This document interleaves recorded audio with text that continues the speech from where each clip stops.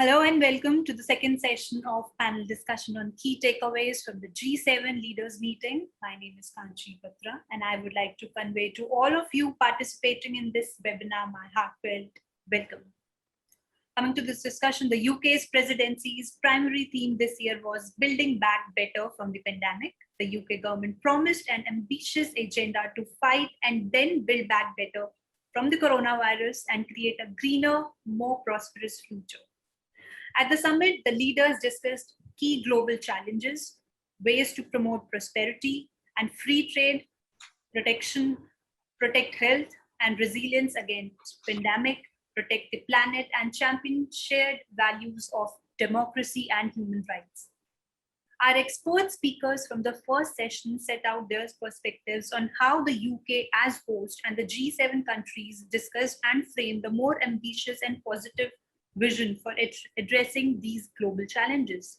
Thus, it is very timely that this session will enable to discuss critical issues in this context. I sincerely hope that this session will also deliberate and discuss key outcomes from the leaders' meeting and come up with policy recommendations on global issues. Our expectations from this session are again very high. Now it is time to introduce our chair, Professor Dr. Monish Torangam, Assistant Professor, Senior Scale, Department of Geopolitics and International Relations, Manipal Academy of Higher Education, India. Over to you, Professor Monish. The virtual platform is yours. You may start the proceedings. Thank you, Kanchi, for the introduction. And I think it's suffice to say that we have a very extremely experienced and extremely well-relevant set of panel speakers today to deliberate on an issue and an event of extreme importance in the emerging geopolitics and geoeconomics and the world order that we are entering into. I will not, I think, spend too much time talking about what is the G7 meeting or a summit all about, because we have already had a first session, as Kanchi pointed out, deliberating on a set of issues. What I will do in the next 5 minutes or so would be to give my first set of pointers about what I think are some of the major themes and questions which everyone is talking about, and scholars and practitioners alike are looking at as 7 democratic industrial economies met in UK. I think it's a cliche, but I think it's the right one to talk about an inflection point of some sorts, a point of departure, even as the entire world, and particularly with the second wave in India, we are going through the pandemic till now. Even as academics talk about a post-pandemic world order, I think we are still going through the effect of the pandemic, health and otherwise. Every time you hear President Biden or his team talking about climate change or any of these issues, it's kind of rooted back to how to build back the economy in some sense and tie it to the economy in some sense. As we in India look at a phase of reopening after a very, very unfortunate, deadly second wave of the virus attack, I think both in politics and economics and also in security and how diplomacy will be conducted, we do stand at an inflection point. I was just reading a very critical kind of set of points put out by the Global Times on the G7 itself, where it has questioned the practicality of the infrastructure plan that has been put up by the G7. Not surprising. We are talking of many posts in this sense. We're talking of post-pandemic. We're talking of a post-Trump order. We're talking of post-Brexit. So this is a question of many posts. and what is going to follow in these questions. The rise of Indo-Pacific is apparent in all the meetings that we see now, and it was no different in G7. And I think this is an important point to consider as President Biden spoke at NATO and will be meeting with EU leaders and finally meeting with President Vladimir Putin.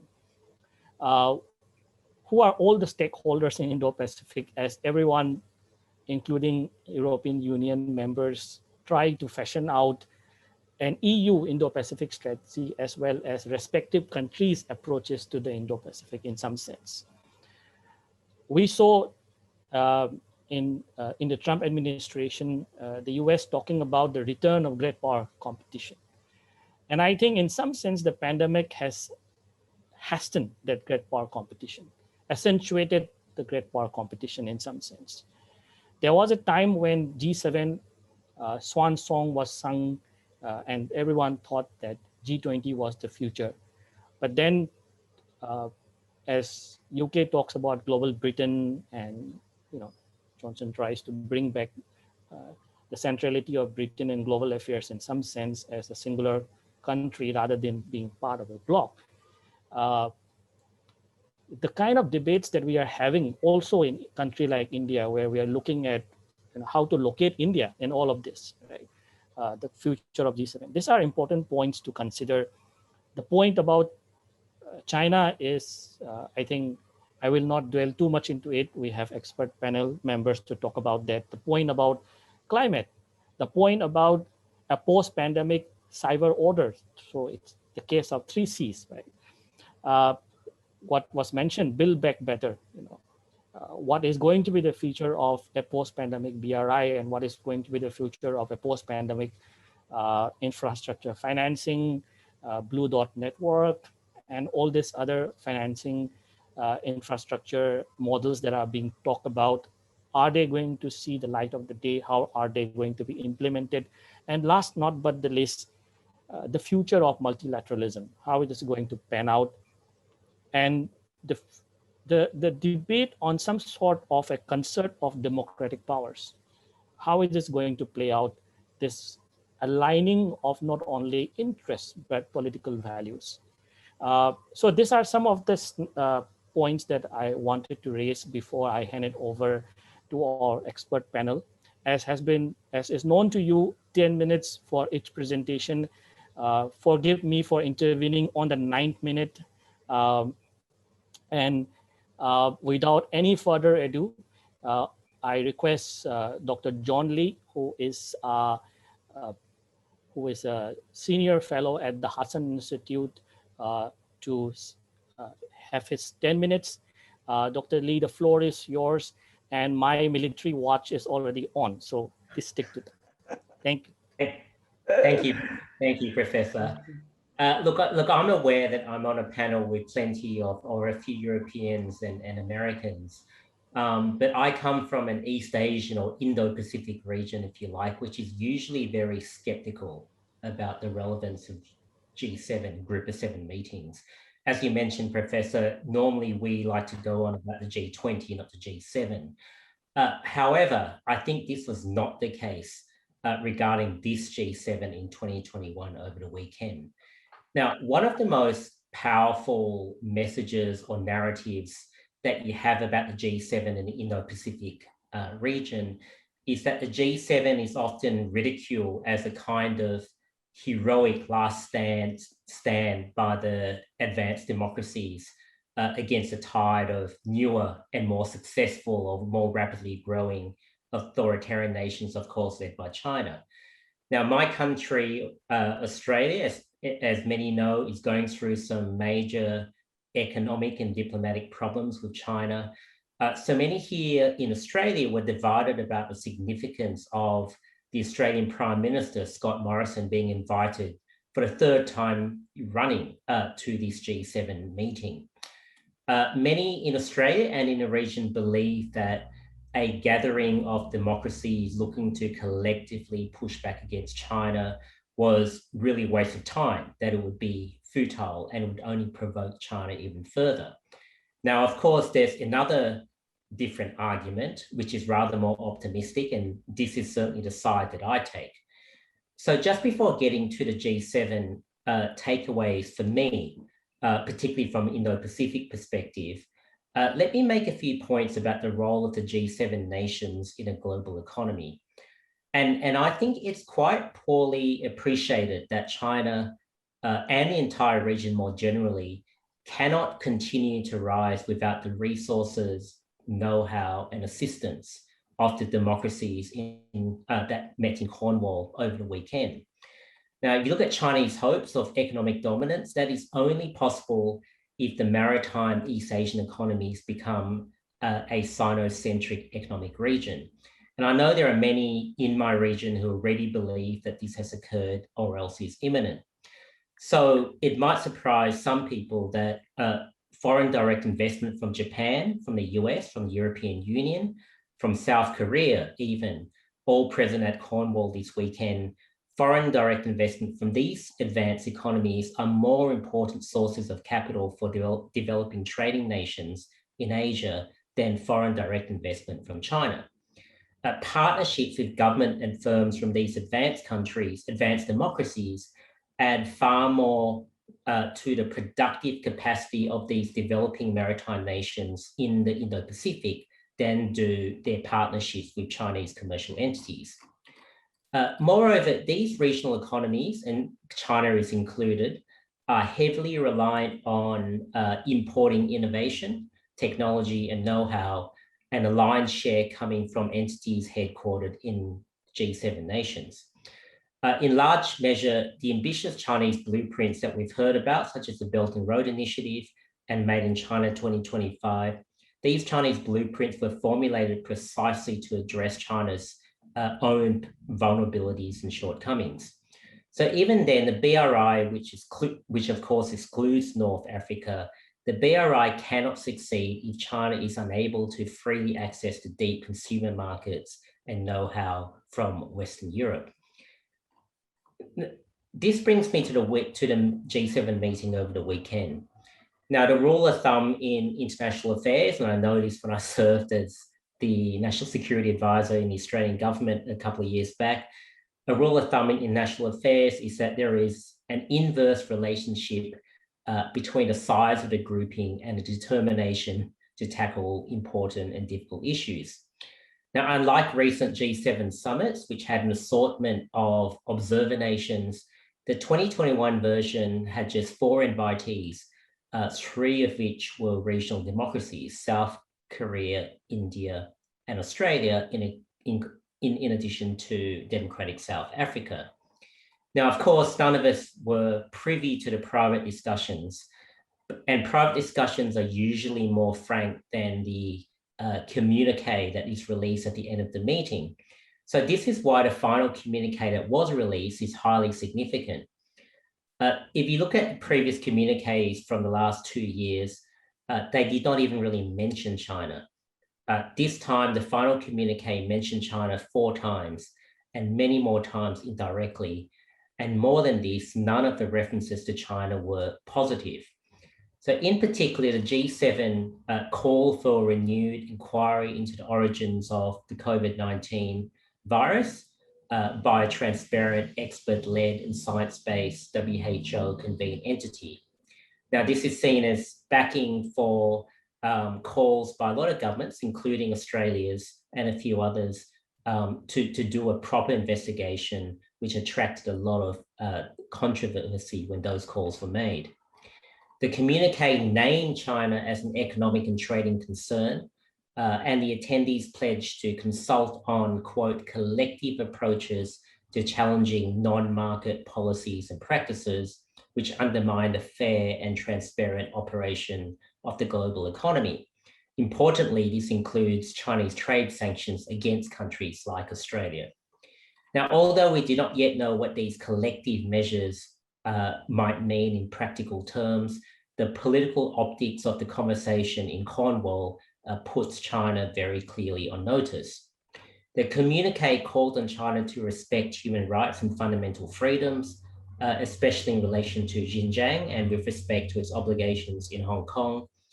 And the communique supported a, quote, free and open Indo-Pacific and opposed China's unilateral actions in the Taiwan Straits and East China Sea and the South China Sea. Now, bear in mind, this is the exact same language and focus of an organization such as the Quad, which consists of the United States, Japan, India, and Australia. The similarity of the Quad is significant because the Quad is a grouping of 4 Indo-Pacific economic and military democratic powers who are the ones most committed to creating checks and constraints on Chinese behavior. Now, I know there were other issues discussed which are not directly or indirectly related to China, but I focus on China in my 10 minutes because all G7 members have identified China as a major challenge to their core national interests, even if the US and Japan are ahead of the other members at this stage.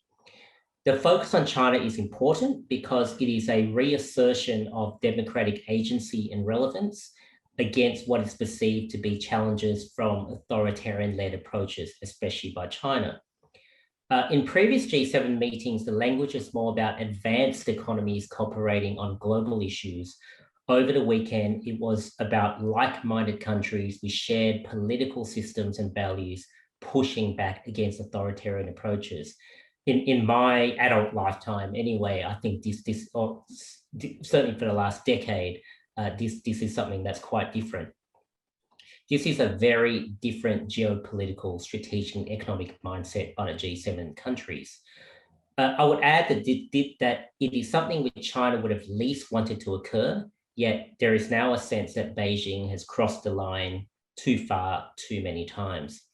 Now, I know many people will point out that we still do not have concrete details. So, for example, what does taking a collective approach to challenging China's non-market economic policies really look like?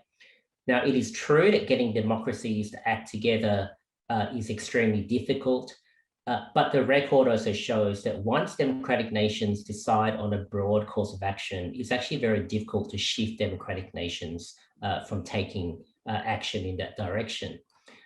In this sense, the G7 meeting for me is an indicator that the members are now having similar conversations and converging in identifying what the greatest threats and challenges are. Or to state it much more simply, they are slowly but gradually converging on the problem of China. Now, collective action amongst democracies will never be smooth. They'll never be perfectly coordinated. There will sometimes even be at contradictions to each other. But from German, French, and British naval sail-throughs in the South China Sea to tightening of foreign investment rules and restrictions, they are all slowly moving in similar directions. Now, I know the French have their way of doing things, as do the Germans and the British, but I do see this weekend, this weekend just passed, as highly significant. It has been an advance for European agency and relevance, for democratic agency and relevance in the world. And I do think it is the beginning of quite a significant conversation. I'll leave it there and look forward to engaging further after everyone has a chance to speak. Thank you, Professor. Thank you, Dr. Lee. First of all, for sticking to time. I didn't have to stop you or remind you. For bringing up very interesting points, and I'm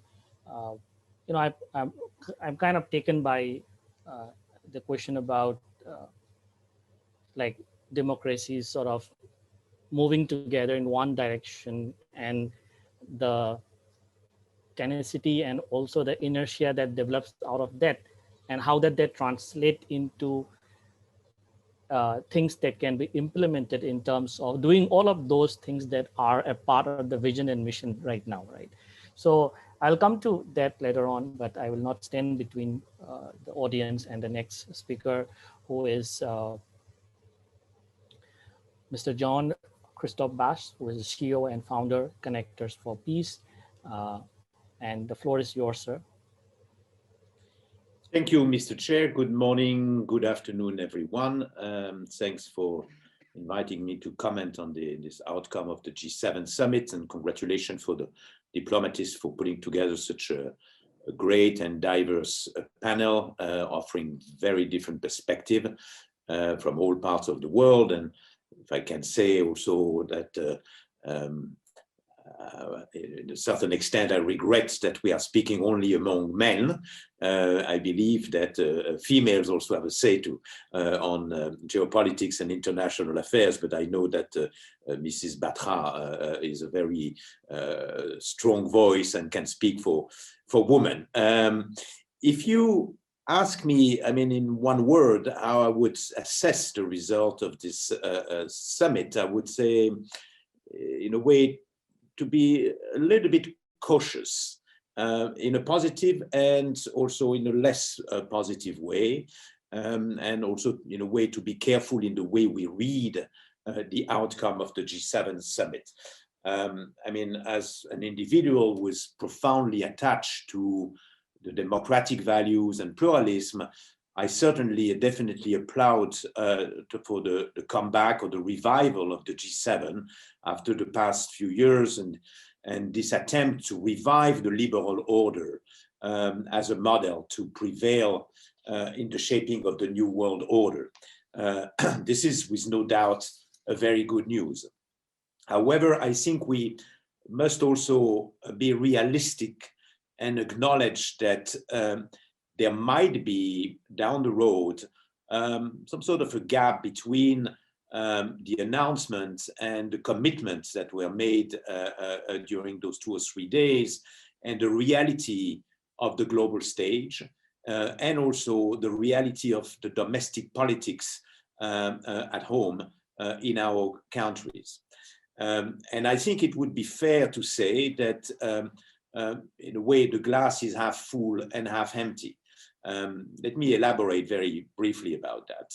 The glass is half full in a way, and to say that, as I just mentioned, you know, to say that the liberal order, which was considered as completely outdated and not just in decline, but almost half dead, is not only alive, but is committed to endure and to excel. And this just in itself is a tremendous outcome.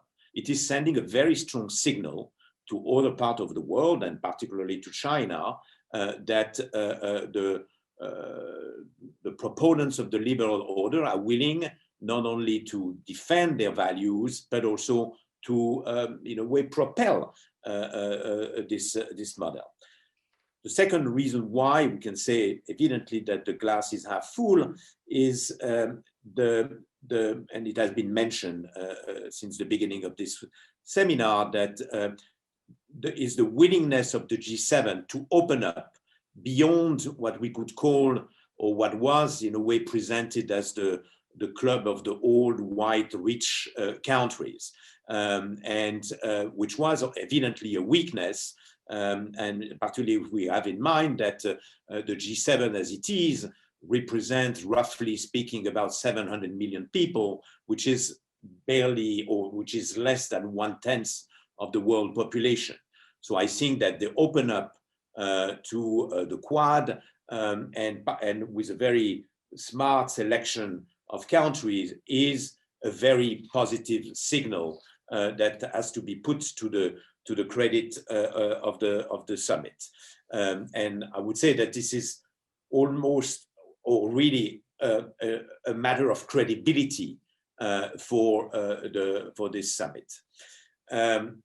The third reason why we can certainly say that this is the glass is half full is that not only the leaders of democratic countries are back together and committed to play their role and to promote a model of democracy and pluralism, but they also came up with a plan and with concrete initiative. I will not elaborate further because we have discussed that initiative on climate, a very ambitious objective for the decarbonization that are very much in line with the Paris Agreement. So this goes evidently in the very right direction, a plan on infrastructure, and also a very ambitious announcement made in terms of distribution of vaccines to developing countries, which are in desperate needs. And this is also a very strong signal that the G7 is not just serving its own interests, but also willing to play a global role and global responsibility. When it comes now to the, the other part, which would say that the glass is in a way half empty, I was trying to identify 2 or 3 specific issues that to say about that. The first one is what will really be the reality of the implementation of this commitment and pledges. We all know, and it has been in a way stressed by many observers, that there was no real financial commitment that were made on this plan on infrastructure. We have seen also that there was no real timeline on those objectives in terms of climate. So, I mean, we might ask ourselves, to what extent those touting engagements down the road will translate into concrete achievement and accomplishment? Question mark. The second issue is also what has happened with this project that was discussed and announced in the last few months, that there would be a decision of very strong orientation about the taxation of international companies, which was seen also as an issue, to change slightly, the nature of the globalization process, and to put some order and some fairness in the global economy. And it seems, I mean, to my great surprise, that this has completely slipped from the agenda, and that it was not in a way discussed properly, or at least not really properly stressed in the declaration. The third issue is that to what extent this sort of moving from G7 to D10 or D11 is something that will really translate into reality, or will concretize in something solid. Can we really take for granted that India, that South Africa, that Korea will really become part of the club by a way or another, and that now that the summit is over, that there may be also some risk or attempts that the connection will be becoming much looser than it is presented today. Again, it's a question mark. I don't know, but I think we have learned from the recent geopolitics that things are much more complicated than it seems. The fourth thing is also that the US and Europe particularly are extremely fragile domestically, politically. We all know that in a way, the very polarized situation in the US and the capacity for President Biden to impose his views is a big question mark. When it comes to Europe, we have this rise of populism. We have this rise of the split also of the EU with the UK, with the Brexit, that also popped up during the summit as because of the implementation of the agreement. There is a rise, and this is probably what worries me the most, a rise of some sort of a skepticism in the public in Europe vis-a-vis the alliance or with the United States. And there was a very important survey that was released 2 days before the summit by the Council of Foreign Relations that shows that particularly in Germany and to a certain extent in France, there is indeed a very strong skepticism about the reliability and the solidity of the relation with United States. So I think this is something that really needs to be fixed. I'm done, Mr. Chair. Just to conclude, 2 very brief points. One, I think we need to ask ourselves, are we inevitably and are we deliberately heading towards a new bipolar world with a very strong divide, a decoupling of our economies, and so on and so forth. Is that what we want? Have we learned from the lessons of the 21st century and, in a way, the damage of a world that is divided in two parts? Again, I mean, I'm just raising the question, is the world today in need of a divide, or rather, considering a multipolar scenario? And the second, in a way, conclusion or takeaway is that it seems to me that the most important thing for the G7 and all the countries that are part of this movement, the most important thing is to win the battle of the ideas. Democracy and pluralism must be seen by the rest of the world, not just because they reflect the old or the so-called Western values. I think it is up to us, if we want to win, let's say, the battle of the ideas, that we need actually to demonstrate that democracy and pluralism are not just a matter of principle that reflect the Western values, but the reason why we want to expand democracy and pluralism, it's because it's working effectively for the people, for prosperity, and for a just and fair accomplishment of humanity. Thank you. Thank you, Mr. Bosch. Yeah, thank you very much for really some strong points of observation. And I think I'll come back later on during the Q&A to your point on the role of domestic politics in how groupings like this shape up, in how it plays a role in how much they can implement what they have committed. And also we'd like to talk a little bit more about the real world implications of what you call as the battle of ideas, or values.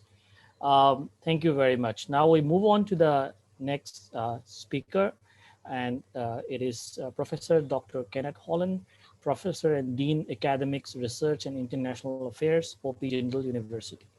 The floor is yours, Kenneth. Thank you, Professor Monish. So what I would like to do is look at the G7 leaders meeting from the point of view of the United States. And when we do that, some very important outcomes are highlighted. So first of all, we need to again look at the US domestic political situation. So under President Trump, the United States was moving toward unilateralism and away from multilateralism. President Trump had contempt for the G7. He had contempt for NATO. He was very much attracted to authoritarian leaders. He asked the G7, why isn't Vladimir Putin here? So when it was explained to him that, well, they had violated the sovereignty of Ukraine, he said, well, I don't care about that. So in the United States, we had this movement under Trump toward unilateralism in foreign policy, and an attraction to authoritarian leaders. And then with regard to China, during Trump's first 2 years in office, he tried to become very close to President Xi Jinping, again, attracted to him as an authoritarian leader. But then he decided to take a more confrontational approach to China. And he thought that the United States could manage China by itself. It didn't need support from Europe. So what President Biden is doing is very, very different. First point that he made himself is that he is committed to multilateralism. So he very strongly distinguished his approach to handling foreign relations from the Trump. So a commitment to multilateralism. Secondly, he believes that the only way to deter Chinese aggression is by aligning with other democratic countries. and to make it a conflict, not so much between two great powers, but a conflict between two great set of ideas or principles. And that is liberal democracy versus, autocracy and authoritarianism. So at the leaders meeting in Cornwall, President Biden succeeded in persuading the members of the G7 to align with the United States to oppose China. That's a very, very great accomplishment because, as you know, Germany in particular had taken, and France as well, they had taken a middle position in the conflict with China, saying that, well, we don't want to join the United States in a second Cold War against China, but neither do we want to be, an advocate for Chinese ambitions. So we want to take a kind of a neutral position in the rivalry between the two great powers. But I think what you saw at the G7 meeting was a decision by Germany and France to move closer to the United States. Also, this is where Brexit plays an important role because Boris Johnson had to construct a new foreign policy after Britain left the European Union. And so he decided to ally himself with the United States and become the champion of the cause of liberal democracy in the world. So all of these factors, Brexit plus the situation with regard to Chinese sanctions against members of the EU Parliament, those events helped push Germany and France and Britain closer to the United States. Also, I think it's very important to put together the meetings in the G7 summit with President Biden's meeting with NATO. And they were back to back. So the G7 meeting ended on Sunday. Biden's meeting with NATO took place the following day, Monday. And what you saw was that NATO, for the very first time, agreed that its mission now includes China. Initially, NATO was formed to deter aggression against Europe from the Soviet Union. Then when the war in Afghanistan occurred, NATO redefined its mission and said, we're also going to fight global terrorism. So that was an extension. And now we have the second extension of its mission to oppose Chinese aggression. And the elephant in the room here is Taiwan. When you look at all the flashpoints where war between the United States and China could occur, the most likely scenario is a Chinese effort to occupy Taiwan. And the Taiwan Strait is mentioned in the G7 communique, the need to secure the Taiwan Strait. So that's the real concern of the United States is what can we do to deter Chinese designs on Taiwan. So President Biden firmly believes that China's behavior is much more likely to change if the United States opposes Chinese plans to extend its authority and extend its control if it's allied with like-minded democracies. And so the G7 and NATO together make a very formidable alliance. In addition to that, we have the Quadrilateral Security Alliance. So India, Australia also participated, as we know, in this G7 meeting. So together, the United States is putting together a very, very strong coalition and to oppose Chinese aggression. Also, I wanted to mention the infrastructure plan because that's also quite significant. So the way in which China is expanding its global influence is not only through military expansion in the South China Sea, for example, but also it's doing this by providing loans to developing countries to build infrastructure. And there are now, 100 countries that have signed on to the Belt and Road Initiative with China. And even the Belt and Road Initiative has taken roots even in Europe. So Hungary, Greece, Italy are all participating in the BRI. One result of the meeting in Cornwall was that Mario Draghi, the new Prime Minister of Italy, saying Italy is now going to review its commitments to the BRI. The Prime Minister of Greece said that they would continue their involvement with the BRI. Hungary also will. But so within Europe itself, there's a division of opinion about the wisdom of participating in the Belt and Road Initiative. But what the communique does is it draws our attention to Africa. There's a very long section after describing the details of the Build Back Better for the World infrastructure plan. There's a long section on the need to focus on Africa and provide investment in Africa. So what is it that this Western infrastructure plan has to offer the developing countries, including those in Africa, that the Chinese program cannot offer? Well, there are two. The first one is access to private capital. In the Western countries, there's a huge amount of capital that's available for investment. Just think about all the pension plans. Think about all the hedge funds. Think about all the private equity firms. So there are actually trillions of dollars of private capital available for investment. And what the infrastructure plan will do is basically provide guarantees for these private investors so they won't actually lose their investment.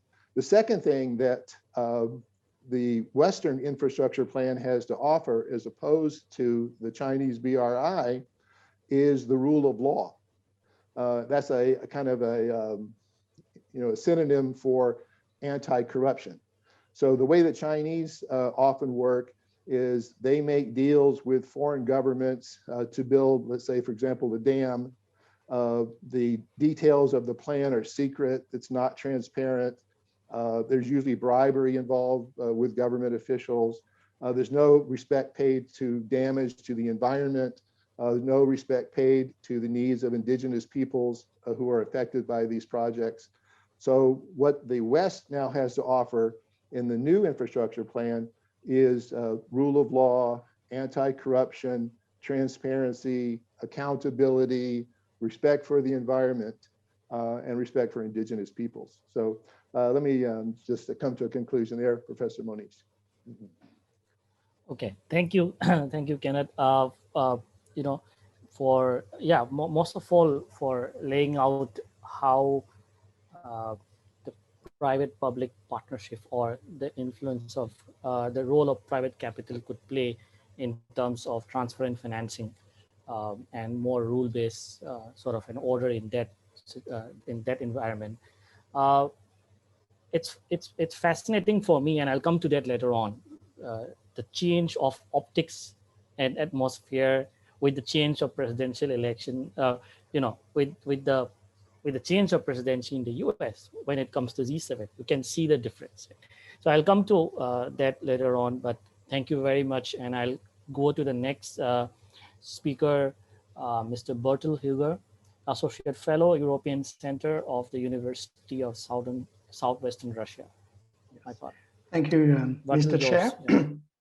I feel very privileged to intervene after four bright commentators and comments. Actually, there are plenty of things I would like to react to. I don't know whether I will have time. I'll do like an impressionist painter maybe and do a little bit of everything. But me to start with perhaps one thing which hasn't been mentioned yet, and for me it was on the top of my list about the G7. And that the agreement about the minimum corporate tax rate, 15%, actually it was, they were discussing maybe 21%. President Macron would have liked something more in this. Also, they've agreed to crack down on tax haven. So I know that the devil is in the details. I know it's like declarations. We don't have any maybe instruments or policies, concrete policies after that. But I have a clear vision that the era of trickle down is over. The era that the very rich and the super rich should have the free hands, and that's somehow, by some kind of miracle, some money will trickle down to the bottom. This is dead. So this is something which I think is very important. And to be very honest about the G7, many commentators months ago, if you had asked them, and I include myself, what do you think about the relevance of the G7? I would have said, well, not much, it's brain dead. And then I must be very honest on that. And then I just realized that they agreed on these two major economic issues or topics. And I think it's really strategic. And that's where maybe the West can come together on a new economic paradigm. So that's the only one thing which hasn't been maybe mentioned. But of course, I agree about what has been said about the pandemic. For example, that's about Africa that Kenneth has mentioned as well. But I would like to dwell a little bit on what has been said by Jean-Christophe about the battle of ideas. This is clear to me that we are shifting also geopolitically on a paradigm where China has to be contained. We see that with the Quad organization. We see that Kenneth told me about NATO is moving in this direction. And at the G7, we also see that. But at the same time, I think we have to agree on understanding it's not a hard line yet. On China, we have a hard containment line, which is defended by the US and UK, and maybe perhaps also Australia, whether maybe John will tell us about it more. But Germany and France, probably not. China is its first economic partner before France. And France has an idea of foreign policy independence, of we are willing or we are allies with the United States, but not unconditionally aligned with the United States. So I think in the future, we'll have to see how this line will evolve, being soft or being harder. And I think the components at least are threefold. The more technological China will be perilous and dangerous, the more economically dynamic China will be, and the more assertive it will be in the South China Sea. And along with these three criteria, we will see the line going harder and softer. So in the end, I agree with the question of Jean-Christophe. We may end up in a bipolar world, but I'm sure it's not the first choice of France and Germany, for example, but we might not have other choice than just being led to that if China is too assertive or too dangerous.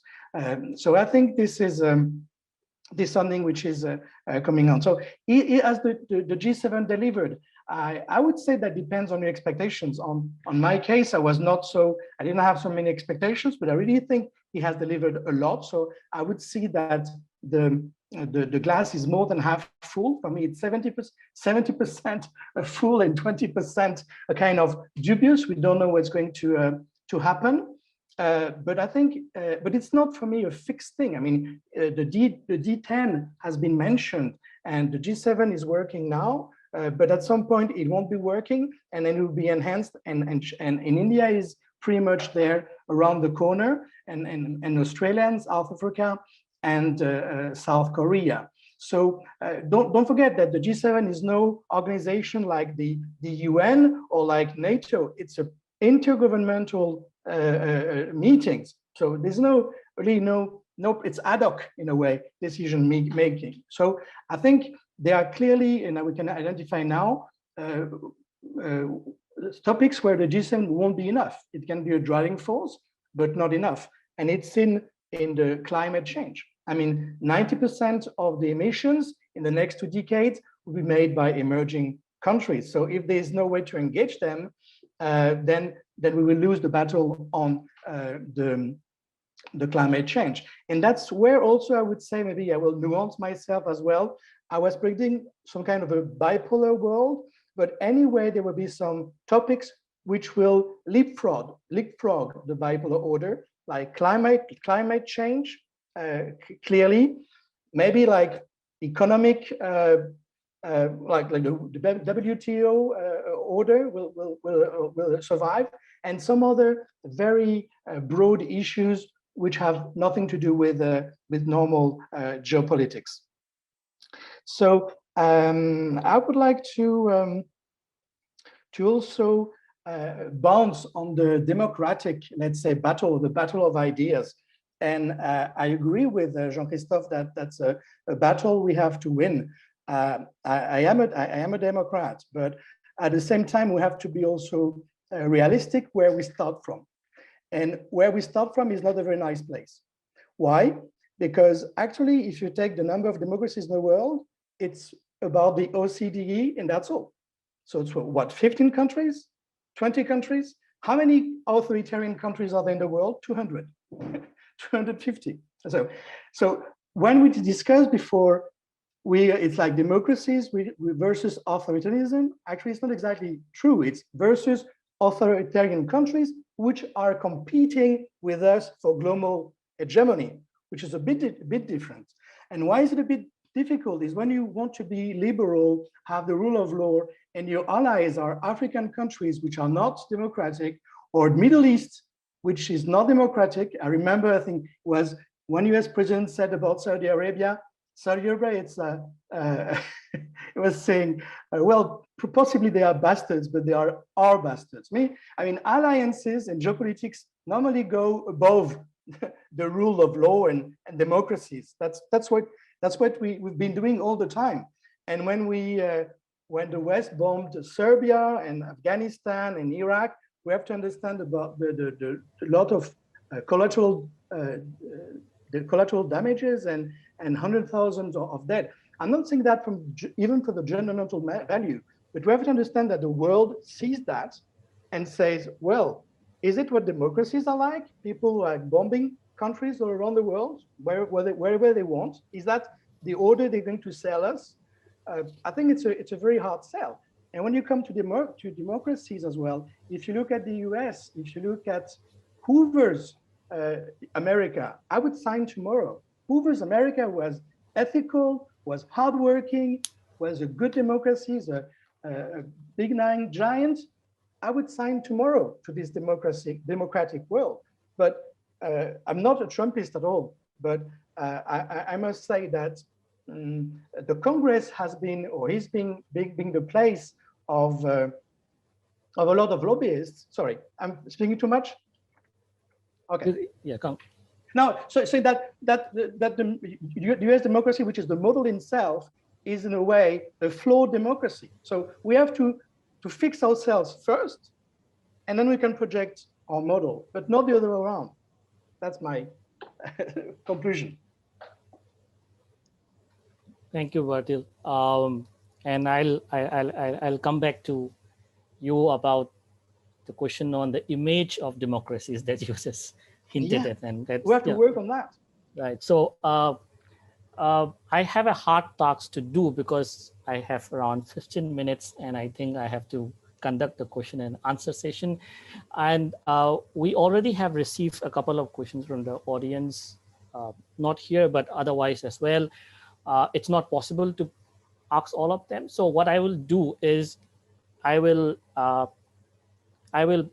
put one or two questions each to each of the speakers, trying to combine the themes of the questions that have been put forth.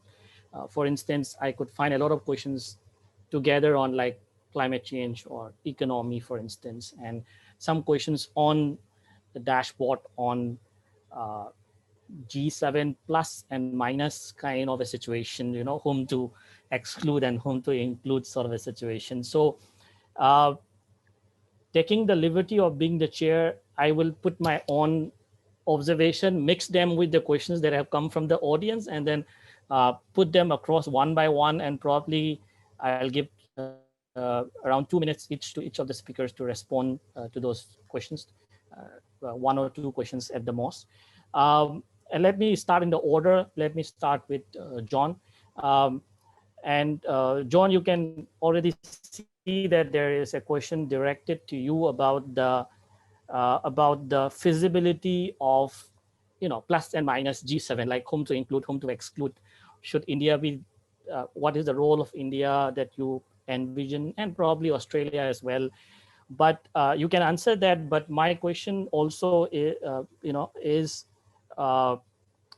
see, when you talk of Quad, at one point of time, it's very interesting to see the evolving dynamics of like who is the strongest link and who is the weakest link in the Quad, right?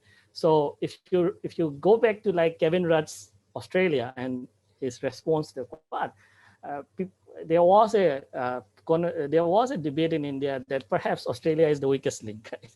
And then after that, when Quad had this rebirth and Australia came more full throttle into the Quad, there were American debates which kind of a lot of expectations from India.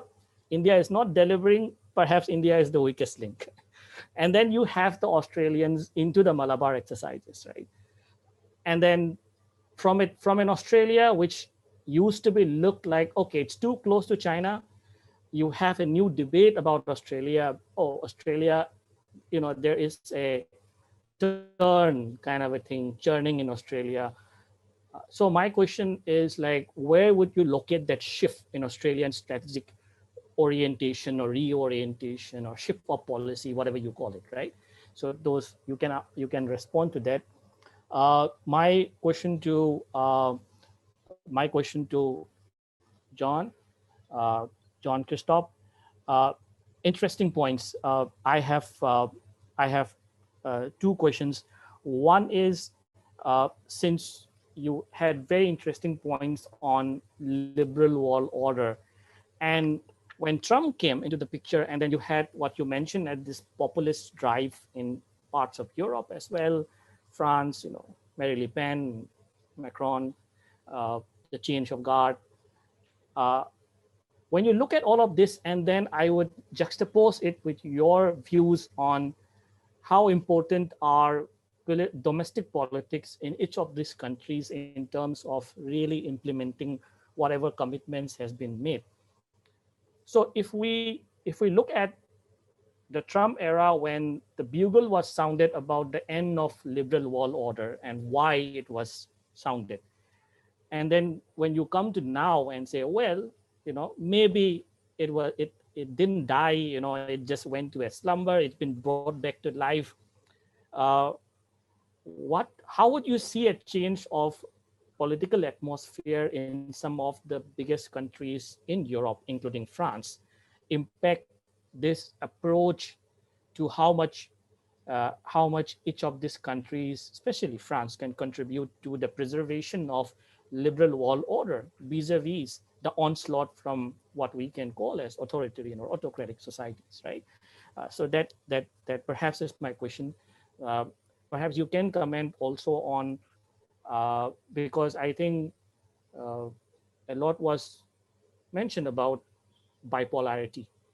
And it's interesting because I myself have been questioning this to some extent, that, did multipolarity wither away even before it began in the real sense? And then we are already entering into debating bipolarity even before we realize multipolarity, right? So those are my 2 queries. To Kenneth, I think it's really an interesting time for anyone who studies American politics and foreign policy.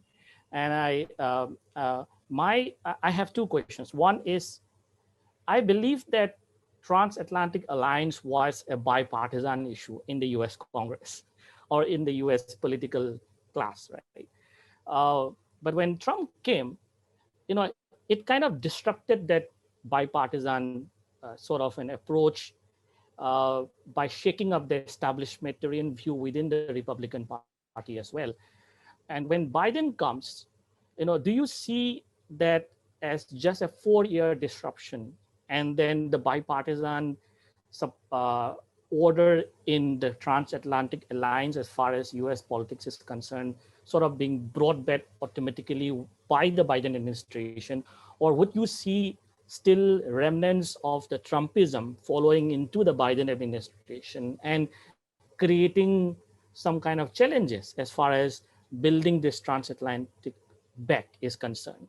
And I would add to that another question about the congressional elections that will come, and how much of a window does the Biden administration really have before probably congressional elections could change dynamics in the Congress, and it could become difficult for the Biden administration to commit or implement a lot of things. For instance, the climate change commitments, which are quite ambitious. How would all of that play out? And those are my questions. My final set of questions to Bertil. One, Bertil, of course, let's talk more about the image of democratic societies and polities. You are quite, I think, frontal in terms of saying that when democracies go 20 years in Afghanistan or any other country, and you have this credibility problem for democracies, right? So are those credibility problems really the things that impinges upon the liberal world order problems, right? And how do we work on that as democratic countries? The second question is, how do you see, for instance, in the during the pandemic, as it's going on, and post-pandemic, how do you see G7 or G20 or the democratic industrial economies working on a rewiring of global supply chains order and a larger economic order that we are talking about? So these are my questions to all the speakers, and I've tried best to encapsulate from the audience as well. So in the order, we can go one by one. John can go first. Thank you. First, the question about the G7 composition, should it change or should there be permanent additions? Look, my general answer is no, in my view. The reason being that if you look at the G7, there are a few things in common between them. They are advanced economies, and I don't mean this in a elitist way. It's more that fully industrialized economies have common issues and common perspectives that developing economies won't have, for example, that India wouldn't have. So that's the first thing. The second thing is that the G7 members all have very similar institutional government societal setups. And I think that's important to retain. The third thing, of course, is that they're all part of the Western or NATO alliance. And the G7, I know, is not primarily in of itself a military alliance organization, but of course, security issues come into it. And the fact that they're part of the NATO alliance, I think it matters. The final thing is, and it's something which can't be underestimated, the people-to-people institutional links over decades mean something, counts for a lot. So for example, even in a slightly different context, the Five Eyes intelligence network, the United States, Britain, Australia, New Zealand, Canada, the reason why that has sustained itself is because of the decades of people-to-people institutional links. And I think the G7 has similar characteristics. So yes, I'm in favor of inviting countries like India regularly, but I personally would not advocate for a change in a membership. The second question about the Quad and an issue of the weakest link, I wouldn't phrase it as the weakest link, but I think the reality of the Quad, if you look at the four countries, Japan, the United States, and Australia, they all, well, United States, Australia and Japan are allies of the United States. And by virtue of that, it makes it possible or far more feasible for Australia and Japan to become quasi-allies. So I'm not saying that India is the weakest link, but the fact that India is the one not in that grouping of three means there are inherent institutional and strategic limitations. A second issue is geography. India being where it is, it's both a continent, it both has continental and maritime issues with China. Whereas if you look at the other three countries, they're primarily in the Indo-Pacific context, naval, maritime, trading nations, whose concern about China is more about maritime trade and naval issues these back continental issues, whereas India is somewhat different or has unique problems with China. From that point of view, it's not that India is the weakest link, but India will always have different interests and different priorities, which is very natural given its geography and its history and its state of development. So from that point of view, there's always going to be close cooperation between the United States, Japan, and Australia with respect to China than compared with India. Thank you, John. John Christophe. So you are muted. You have to unmute. Yeah, you raised a very important point, Monish, and I will try to be very brief. Just to get back to a few things, and one that I already mentioned is that if you look very carefully at the surveys about people's views, I mean, Europeans, about the connection or the bounds between the US and Europe, this is very appalling. There has been a real break or a breakthrough in the last few years. And I think there is a profound aspiration in many countries in Europe to develop some sort of what we call the European strategic autonomy or something like along those lines. And I think it would be very wise from the US perspective to let European grow or towards more integration, because it will need a very strong and unified and tight Europe rather than a Europe that will be divided. And my fear is that we are getting back to a certain extent to the 2003 scenario at the time of the war in Iraq, when the US were trying to, in a way, to have one or two countries, namely the UK and Spain, jumping in Iraq and with a divide of the European. I think if we want to win this battle, and I sincerely want to win this battle of the, let's say, the liberal and democratic and pluralist order, we need to act all together. And I think that Bertil just before said, the devil is in the details. And there was one detail that was extremely interesting and telling, after the discussion between Macron and President Biden, if you listen very carefully to what Macron said, he said, this is very good that the US is back on stage and that the US is willing to cooperate, not to lead.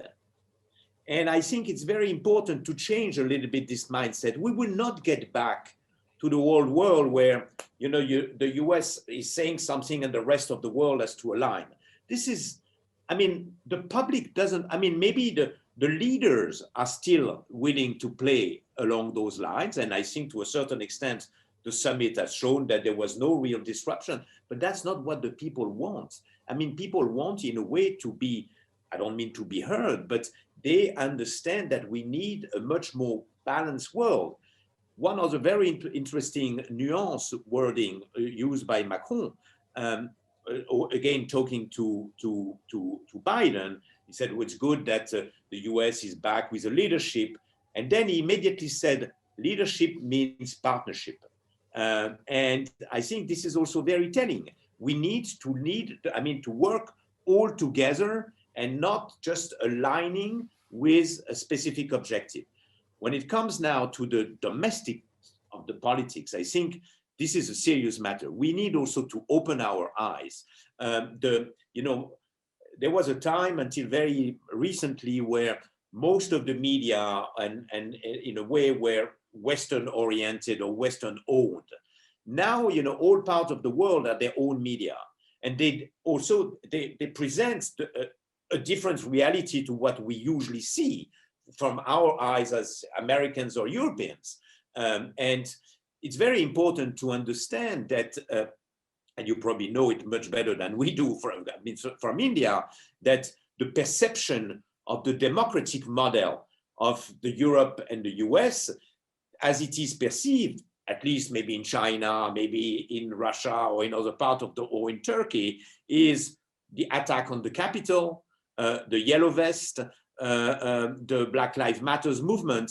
And for the people, I think the perception is that the democracy that we represent, or we want to represent and spread around the world, is very sick, and that we should better fix it before we want to impose it as the new model for the new world order.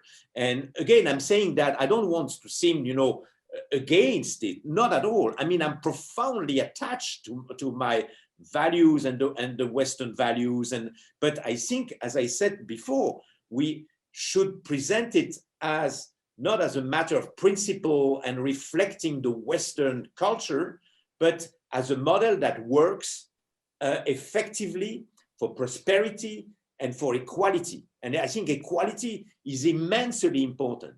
I think the Chinese have been extremely smart in a way investing in the poor countries, because they know that this is where 8/10 of the population is living. And this is where they are developing their sort of a smart power or soft power.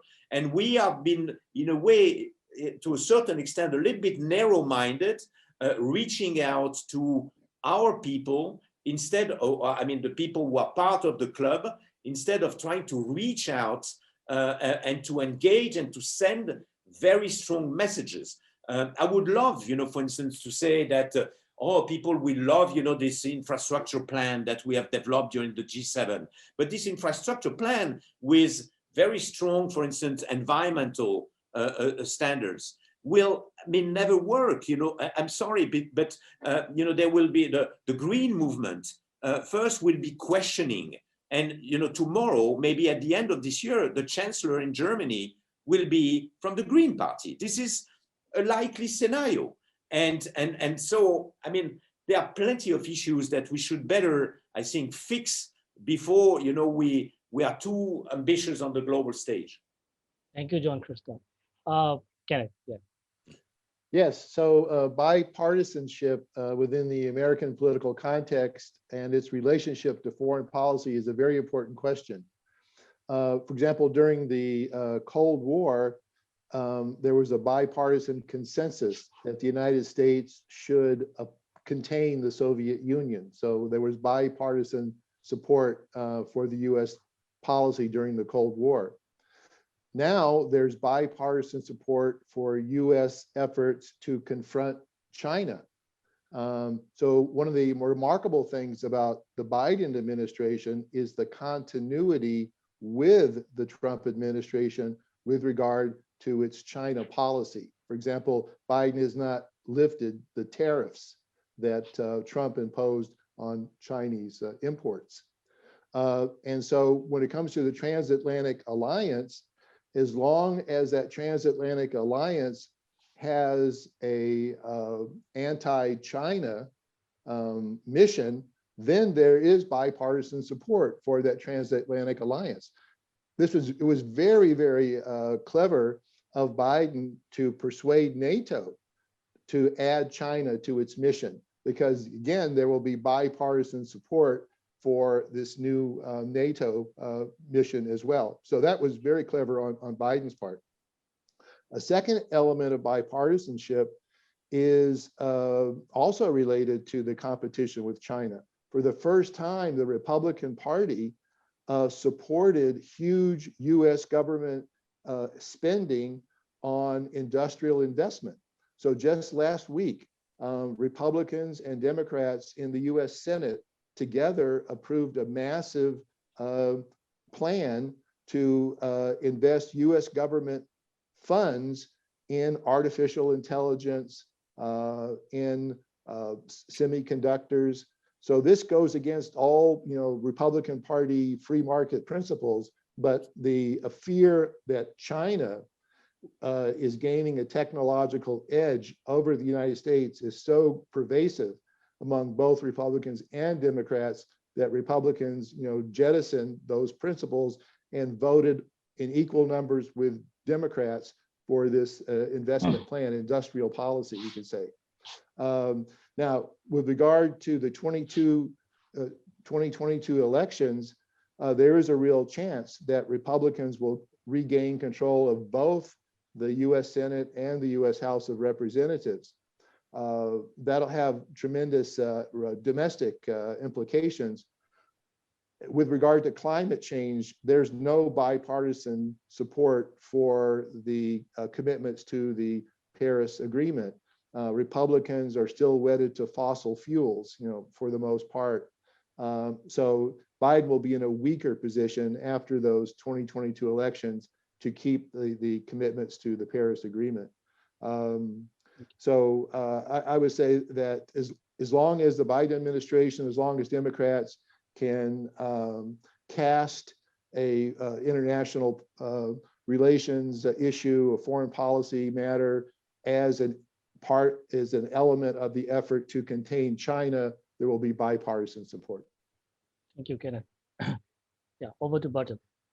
Yes, just very quick about the bipolar world. I really think that the more the US would be scared of China, the more tense the rope will be, and the less margin the US ally will have. I think, geopolitics is not applied by the people who want multilateralism. It just happened to happen by the law of geopolitics.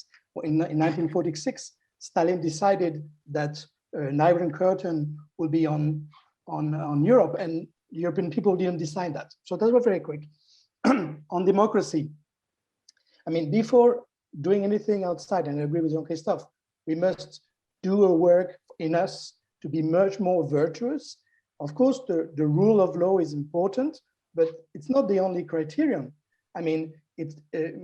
Market economies can be rigged from the start, and the people having, let's say, the biggest capitalistic companies, they can have anti-monopolistic trust and not acting against them, for example.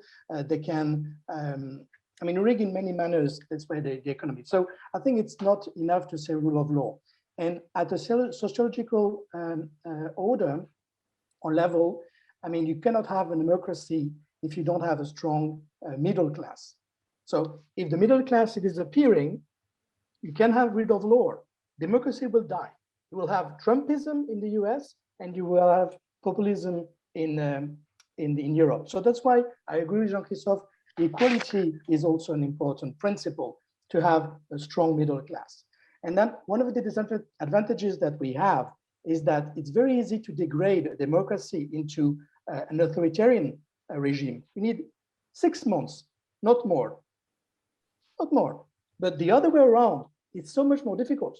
You need decades to turn an authoritarian, or 1 decade at least, to turn one authoritarian country into democracy. And that's what we face. So we need to be very virtuous in the way we work, to have no corruptions, to have not only rule of law, to have more equality, to have more. You cannot have people having 2 works and working 40 hours a week and then not being able to live normally. I don't care about what the offer and demand says. It's a social decision. It should be a social decision. So that's a thing very, very important, and we face an uphill battle. Also because we have to, most of our allies, they are authoritarian countries. And so South America, how many democracies do you have in South America?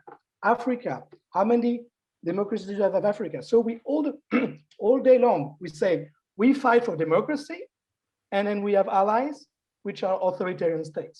How do you deal with that at the diplomatic level? It's very hard, very hard. Okay, one advantage we have still is, Kenneth is right. When you are in an authoritarian country, you are at the mercy of the arbitrary decisions of the decision makers. So there's a rule of fear. In each authoritarian country, there's a rule of fear. Even the richest And even more so, the richest even fear more the hand of the decision maker than the rest. So of course, we must seduce people, saying we give a security, we give a safety net financially maybe, security, so you won't be processed for your ideas. Of course, we have assets. So let's work on our assets. Let's work on our faults, and let's be virtuous. Like, for me, one model for me is Hoover's America. I like it very well. Let's go back to that. You know, in Europe, maybe the Scandinavians are also good. That's my point of view. Yeah, and let's go, but also because we're going to combat these ideas, we have to be clear that we're going to be in a bipolar world as well. Ideologically speaking, I mean, democracies versus authoritarian countries, and geopolitically speaking, in order to avoid the rise of China, not because we don't want China to be number one, but because they will reach a singularity where they will be able to manage the world affairs in such a way that Westerners won't be very comfortable with. So we have to understand that. It won't reach at the moment where the Chinese reach the US GDP, but maybe 5 or 10 years later, they will be ahead in technology, they'll be ahead in defense, they'll be ahead in economic power, and they will basically create the rules of the world, at least in a big chunk of the world, in Asia, that's for sure. Maybe the States will keep America, and what is going to be on let's say, on offer is Africa and Europe. Who will win Africa? Who will win Europe? So we have to work very well on what image, and more than image, on our essence, what we are really a just, fair system to allow people to flourish and reach decent economic level. That's the thing. Yeah, thank you, Bertil.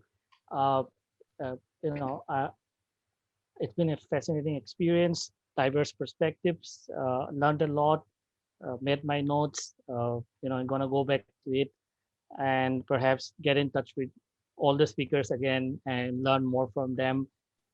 Thank you so much. And I thank the diplomatists for giving me this opportunity to share such a wonderful session.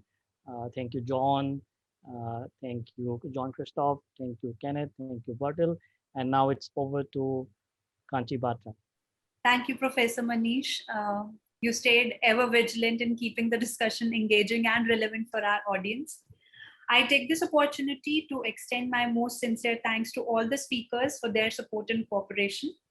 We have taken note with great trust of all your valuable interventions. As we end today's discussion, I would like to thank all of you joining this webinar. I wish you all the best and hope that we continue to engage with the diplomatist. Thank you so much. Thank you.